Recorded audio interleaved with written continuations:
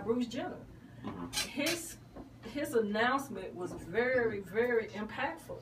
Right. As much negativity as it brought a lot of positiveness.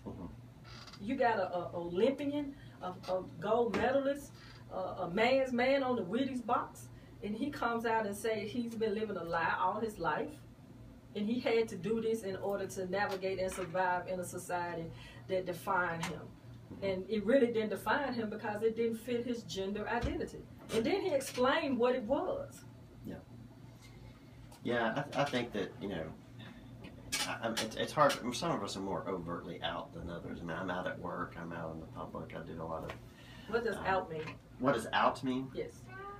Just being open and honest about who I am. You know. I was making fun of you. So, you know, and, you know, I just think, you know, the more you're out there talking about who you are, and you draw connections on what are the commonalities that draw us together. You know, we all have common interests. We all want to live a safe life, build life with a loved one and a family, and go to work every day and have a little money left over to do fun things and pay our bills, and you know, we're no different than anybody else. You're absolutely right, and I'm anticipating the Supreme Court standing on the right side of history in June, and the majority voting to stop this madness that's tearing this country apart.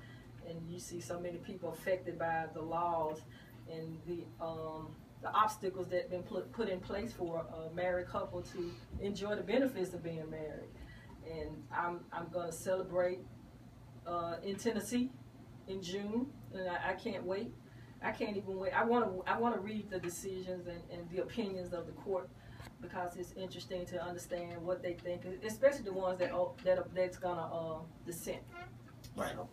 Yeah, I think it's going to be interesting to see what is the breakdown. I'm cautiously optimistic that we're going to have a majority of justices rule in favor of marriage equality. What's going to be interesting is that if there's a difference in the two questions, there may be a different majority on question one, whether states have to allow marriages to happen in their states. And then there might be a different majority for the question on, do states have to recognize marriages performed in other states? And it's going to be interesting to see how they finagle the Constitution and that Article 4.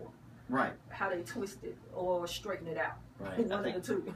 I think if the Chief Justice had its way, they would be ruling on sex discrimination. He wants to rule in a very narrow way and avoid even talking about sexual orientation. But I don't think the other 5 justices led by Justice Kennedy are going to go that route. I think they're going to go a different way. Well, before we bring on our next guest, I just want to just say one thing about Ruth Ginsburg. That's my girl. Notorious RBG. Yes, yes. When she said, you mean to tell me that you want to argue about procreation? She said, well, I'm 17. I can't have kids, so you telling me I can't get married? I don't even want to think about kids.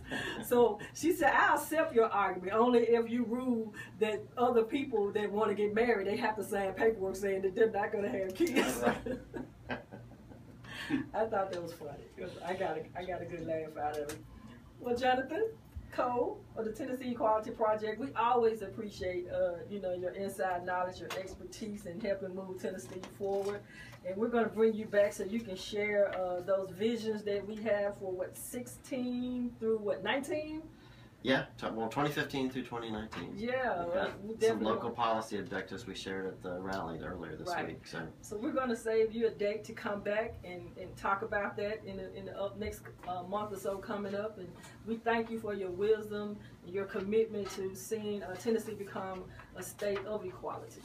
Thank you for having me. No really problem. Enjoyed being here. No problem. No problem. We have a good friend of my son's in the studio, so we're going to let you bring in your next guest, David. We're going to take a pause for the calls. We'll be right back. This is KWAM 990 Talk Radio, the Unleashed Voice. Stay right there, and we'll be right back with Pastor Cool.